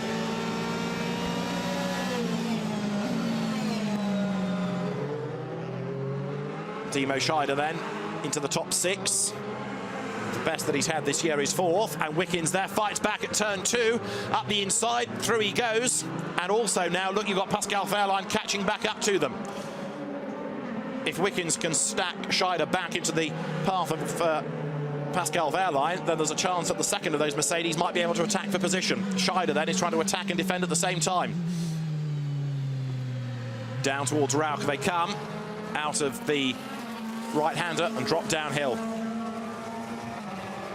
Danny Juncker under investigation for conduct during a rescue operation is intriguing. The car is still there, but we've had a Porsche driver this morning sent to the stewards for giving a marshal a shove. We didn't see what Juncker did, but clearly he's not very happy with life. And nor now is the race director. Matthias Ekstrom is now leading by 3 seconds. He's starting to make good his escape once again here. And it looks as though, despite Gary Paffett's very, very committed push, he's not going to be able to do anything now about the Audi up front, which is getting away. And looking at the clock for Ekstrom, there's this and one more to go. Edo Mortara has just gone across the timing line. He is still 3rd and getting away from Rockenfeller. Maxime Martin has just done the absolute best first sector. More evidence of the road getting a bit drier. And then the battle for 6th, which is Wickens, Scheider and Wehrlein, goes across the line on board with Scheider up towards turn 1. Moves across then to the outside to claim the apex for the corner. Pascal Wehrlein is right up behind him. And now they accelerate up towards Remus at turn 2, that first gear corner. It may be that in these conditions, just to avoid a bit of wheel spin, 2nd is the option, but it's a very tight, very slow corner, and it's one that catches people out in wet or dry conditions. And there, look, Wehrlein has a look to the inside and then the outside. Everywhere he wants to be, Scheider is in the way. Can he get the drive out of the corner around the outside?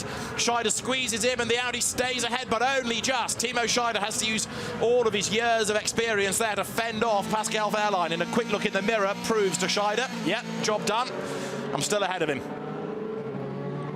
The race leader is on lap 33, and there's going to be time enough for just the regulation lap at the end, I would think, because the clock's going to hit 0 any moment, and Ekstrom is in the last sector of the lap. So we hit 0 there as Ekstrom comes up towards the timing line. Through he goes onto lap 34. 3.7 seconds is the margin. This is the last lap of the race. In many ways, we have done well to even have a race. This is the last lap. This is the last lap. You have a gap to perfect 3.7. Gap to perfect 3.7. Given how bad the conditions have been here today, and given how pessimistic some people were in the lead up to the race itself, then it's good that we've even got the race in. And actually, despite the safety car start, no subsequent safety car periods, despite people spearing off the road. And even to finish this, they'll have done well to cope with the conditions. Blomqvist is a retirement, Juncker is a retirement. And there, Wickens is back under attack. Look from Timo Scheider, who tries to get around the outside of him. He's going to get squeezed up to the curb. They avoid making contact, and therefore Wickens stays ahead on the run up towards turn 2 now. But Verline has not given up. Remember, he challenged here a lap ago. Wickens potentially here is easing his pace a bit to stack up Scheider into Pascal Verline to back him up. And here comes Verline up the inside. He's gone up the inside. He's through. And he's going to get past his teammate as well. No, he's not. He's going to get into the side of him. I was about to suggest that was a clever move by Mercedes to help Verline in the championship. It's ended up in contact. That wasn't in the script. Verline now makes the move up past Robert Wickens. Sheep in the house. 2 places gained by Verline, and Scheider into the back of Wickens, who hits Verline. Off they go. A snooker move. Bump into Wickens, bump into Verline, and Scheider gets his 2 places back. But will that last? I suspect that'll be for the stewards as Matthias Ekstrom heads up towards the timing line to win at the Red Bull Ring. First time on the podium and a first win here. Matthias Ekstrom wins. P1, perfect, P2. Guido will arrive in P3. Really good job, really good job. Matthias Ekstrom wins. Gary Paffett second, 4.3 seconds back. Eduardo Mortara is third. A delighted Matthias Ekstrom, and a great drive that in those conditions. I was a bit too conservative in the middle, but I had a little bit more in the back, so perfect Florian tire pressures, front one, bottom, so not so difficult to be good when the car is like this. Well, it's a very, very happy Matthias Ekstrom, and huge pressure, I would have thought, during that race for him. Here's the replay from another angle. Now, Verline gets himself up past Wickens, and Timo Scheider, having lost out to Mercedes with a bit of team orders potentially, just clips the back of Wickens, who gets lurched forward into the back of Verline, and off they go. Deliberate or a little bit lack of visibility in the spray and a miss of the braking point? You decide. But it's under investigation. Bump and bump again. And for Verline, it was like a snooker move, wasn't it? Hit the white ball into another coloured ball. Scheider, here look, clips Wickens. Bump. And that pushes him forward in the braking zone. Bump into the back of Verline. Wickens is all locked up. So is Verline, who wasn't expecting that. And off they both go. And 2 decidedly unhappy drivers trudge away. Let's hear from Hans-Jürgen Abt then, down with Verena. He's a very happy man, obviously. I haven't seen you so excited in a long time. Finally, congratulations to a phenomenal race. Thank you very much, because it was an amazing race. Matthias and Edo also did a fantastic job, and this time I'm really happy. Now, but I also have to ask one question with Timo Scheider. The incident in the last few minutes. What do you say about that with Verline and somebody else? Okay, I didn't see it exactly, but I think they fight very hard. In the beginning, the Mercedes started the game, and maybe Timo fight back. But in the end, we have to discuss it. We will see it later. We won the race. This is the most important thing. All right, well, enjoy the victory. You certainly deserve it. Thank you very much, Hans-Jürgen Abt, and back to you, David. Thanks, Verena. Interesting, isn't it, to hear the word used, game.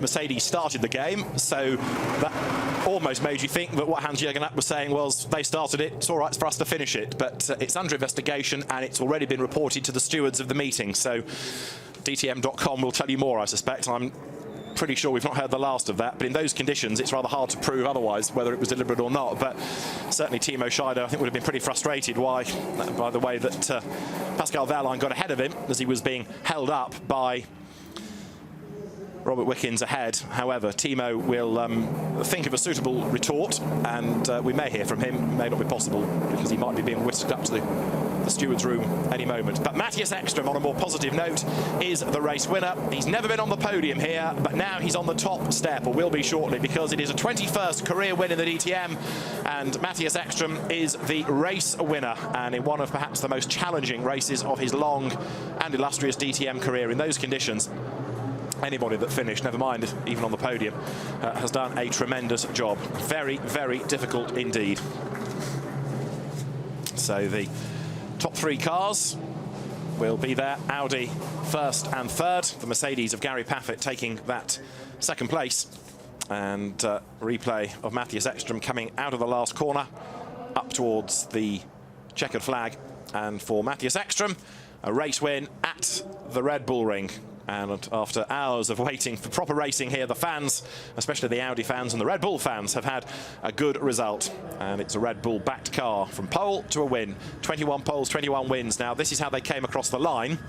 Not necessarily the result, given the incident on the last lap. Matthias Ekström wins from Gary Paffett. Edo Mortara third, ahead of Mike Rockenfeller and Nico Müller fifth. Then it's a bit grey. Timo Scheider over the line sixth, ahead of Lucas Auer, Max Goetz.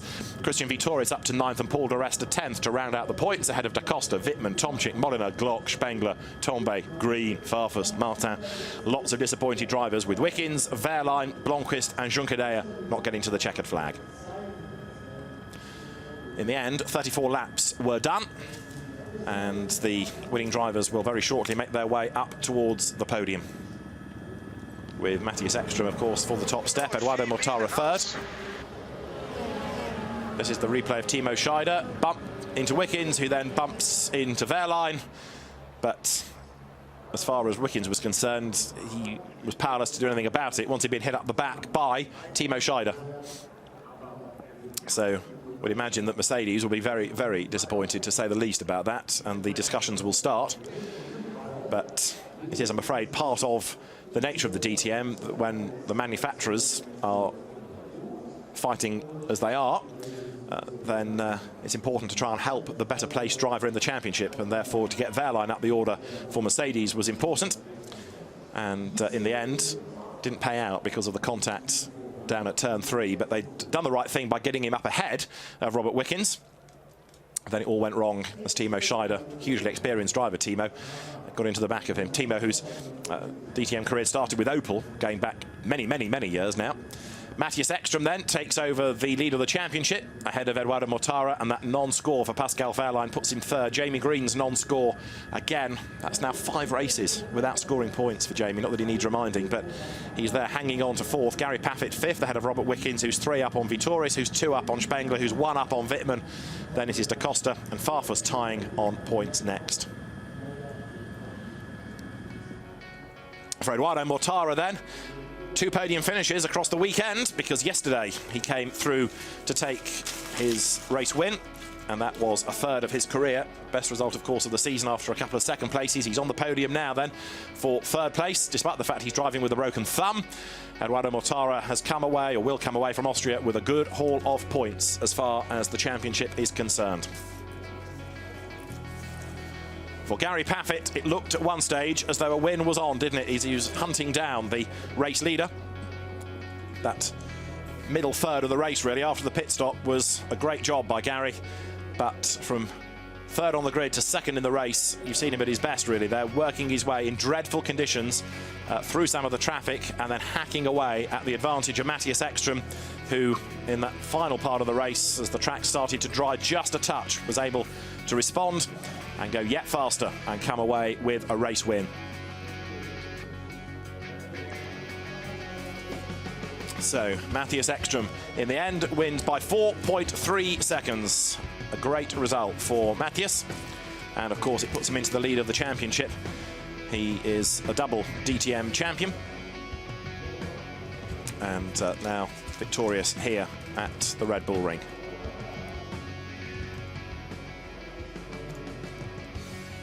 Matthias Ekström will be on the top step of the podium and embraced by the engineers. They've made a good team, of course, during the course of that race, having to look at the gaps, having to look at lap times and sector times, and from the pit wall give Matthias the information as to where he was strong and where he was not so strong and where he had to respond.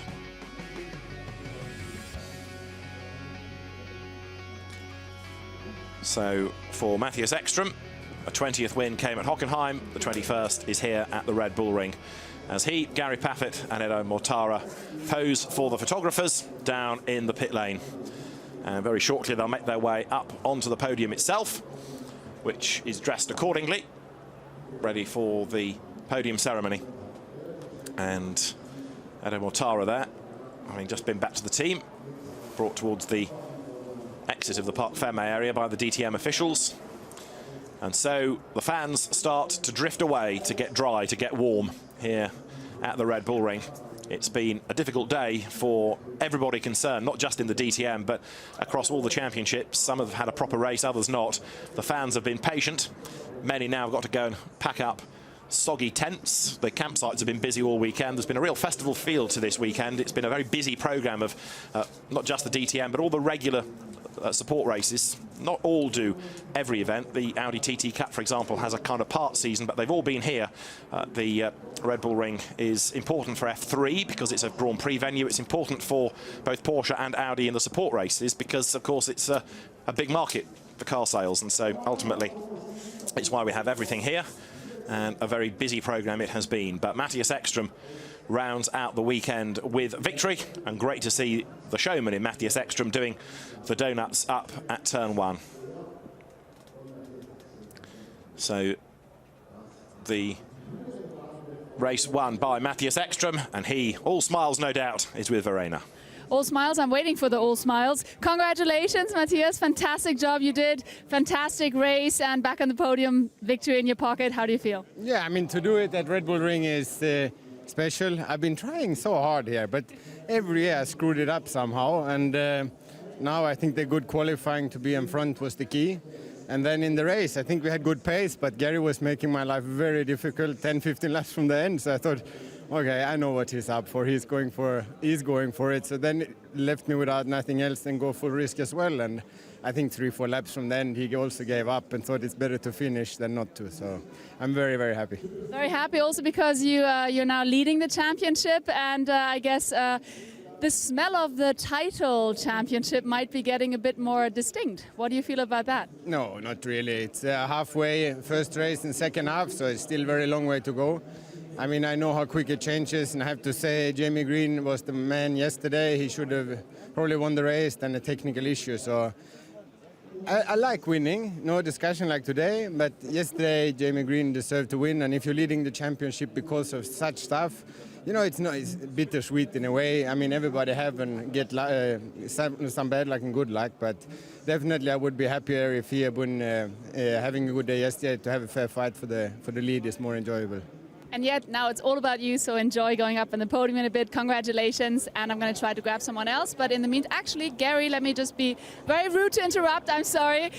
Congratulations, Gary, is second place. I mean, you're starting in P3, and you managed with an amazing maneuver to take second place. So even though you didn't win, as you said, you could put the money on it, you must be happy, right?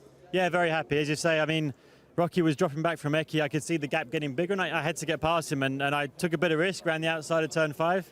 Got the job done, and then started to chase after Eki. I mean, the rain got pretty hard in the middle. It got difficult to drive, so we pitted another set, and then got the gap from 6 down to 2.5. And as you say, at that point he realised he had to push, and we were very similar pace, so it was impossible to get any closer. But very happy, yeah. Did a great job, and off you go on the podium. As for the top step, Matthias Ekström is there, 21 times a DTM race winner, and Gary Paffett will make his way out there to join him for second place. And third to Edoardo Mortara. Audi 1-3, and 2 old stalwarts, dare one call them that these days of the DTM. There was a tendency last year when you looked at the likes of Wittmann and Pascal Wehrlein doing so well to think that maybe the dynamic of the DTM was changing and the old guard perhaps was being replaced, but not today. In those conditions, 2 masters have proved their worth. It is a win for Matthias Ekström here at the Red Bull Ring.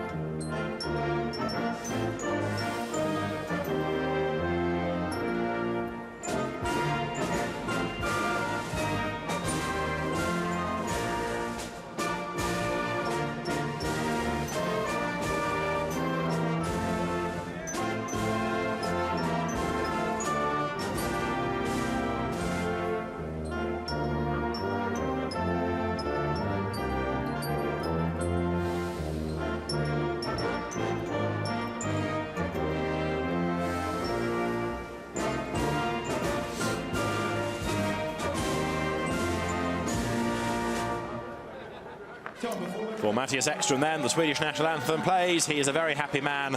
For the first time, he's on the podium at the Red Bull Ring, and of course, it is the top step. Where better to be? Gary Paffett and Eduardo Mortara join him in the rain on the podium as Hansi Hinterseer, the Alpine ski champion, hands over the Red Bull trophy.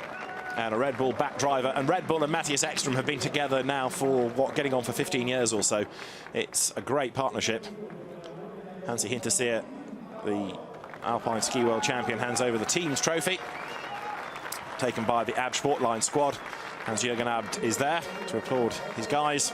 Gary Paffett then, from Manfred Sandbichler of Hankook, receives the second place trophy. And then Edo Mortara it is who will take third at the end of a very difficult race. And those drivers that even got to the finish, I think, deserve applause, but those that are on the podium, a great result. Hardy Kruger Jr., the actor, is on hand to give the third place trophy to Eduardo Mortara. And at the end of the 10th race of the season, the drivers then all get together now for photographs on the top step, complete with the trophies. The gold, silver and bronze for the three drivers. And Gary Paffett will be pleased, I'm sure, to be back on the podium. And he gave it everything, didn't he, in that middle part of the race to try and catch Matthias Ekström. Well, they had to wait for the race. They had to deal with the safety car starts. They had to deal with dreadful track conditions. But now that Henkel Trocken must taste very, very welcome indeed. As Matthias Ekström then takes a first podium at the Red Bull Ring, his first win here, and he takes over the lead of the championship. It has been a good day for the Swede in Austria in the DTM, which once again proves to be ultra competitive. And Audi takes a double in Austria. A win yesterday for Edo Mortara. And Matthias Ekström takes the Sunday race win. And Gary Paffett's not done yet with the fizz. The rain is getting heavier. Now, this was the last most discussed incident on the last lap. Timo Scheider.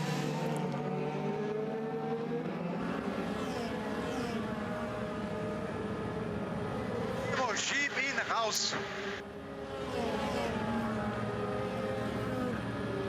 And the radio message, if you translate it, means push him out. So the message came through, and Scheider did as he was told. This was where it started at turn 2. Up the inside goes Wehrlein. It almost came unstuck for Mercedes there because the two made contact. And then this is Scheider. Get the radio message. He's in the spray. He's right on the tail of Wickens. And that little nudge enough to sort out Wehrlein as well. But let's hear from Edo Mortara on a more positive note, because he is unquestionably on the podium for third. Yes, third place for Edo. Congratulations to third place. However, I guess maybe you're a little bit disappointed since you lost one place to Eki. However, I mean, you were also struggling a little bit. You were in the gravel once, but you managed again, and now you're up on the podium in third place in a very, very difficult race. So are you happy about that? Well, I mean, I was starting 6th, and to finish 3rd is something good. Obviously, I mean, I made a mistake, and I mean, I was trying to push hard to catch Gary, but 2 guys in front of me were a bit faster, and I was trying to take some risks. I was very lucky actually to escape from the gravel. And but what can you say? I mean, a first place yesterday, a third one today, so couldn't be a better weekend for me. And you're second in the championship leadership. That is fantastic as well. Yeah, I mean, I made a big jump from where I was before starting this weekend, and it's obviously very good. It puts me back in the championship fight, and hopefully, you know, for the remaining races, I can score points like I did this weekend. All right, well, congratulations again, and back to you, David. Verena, thanks. So good to hear from the drivers there on the podium. We've now got the top 3 done. But yes, going back to that Timo Scheider incident, if you looked at it from the outside, you think, oh, it might have been a bit clumsy and he braked too late. But that radio traffic, I think, rather condemned Scheider. And it may well be to the overall detriment of Audi if that's the kind of tactic that they are deemed to employ. The stewards will rule on it. It has been referred to the stewards, so we await more from that. It may not come out for a while yet, as the investigations and the discussions will continue. And there, Wolfgang Ulrich with the media service. Daniel Schuster nearest the camera. Jürgen Pippig, the head of Audi's communications team, in the middle. make their way up the pit lane. Of course, the top 3 drivers, as well as the team principals, all have a press conference at the end of the race, and no doubt that will be a topic of discussion amongst Wolfgang Ullrich and Uri Fritz from Mercedes. So it has been a great, fascinating race, won by Matthias Ekström, and Verena is still out there braving the weather for us. Yes, I'm still standing in the rain, and I love doing that just for you, so you get all the info. So thank you, David. And of course, this team radio call is still going to call for some discussion, that's for sure. And I'm curious to find out what's going to come out in the end. However, I think we can all say it was a fantastic, real fantastic race here in Spielberg. Very mixed up, and with the sunshine yesterday, the pouring rain today, I mean, that truly is racing at its best, and I certainly enjoyed it. I hope you did, and I'm looking forward to the next race, that's for sure, and that's definitely going to be in Moscow, so we'll see you there. Bye-bye.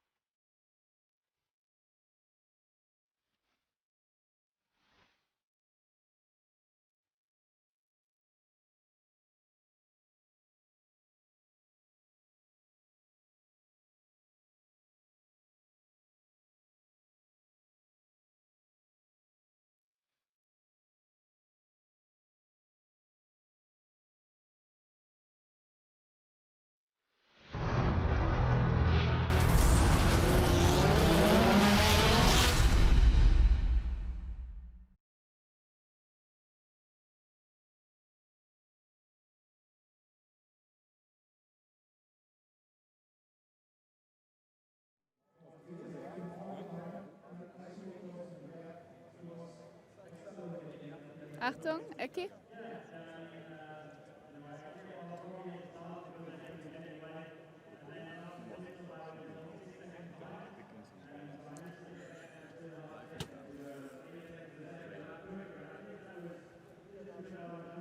Everyone's talking about it, yeah.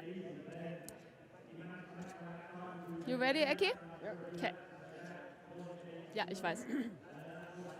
Auf Deutsch. Ist für Ecki egal, ne? Ja. Okay, geht los.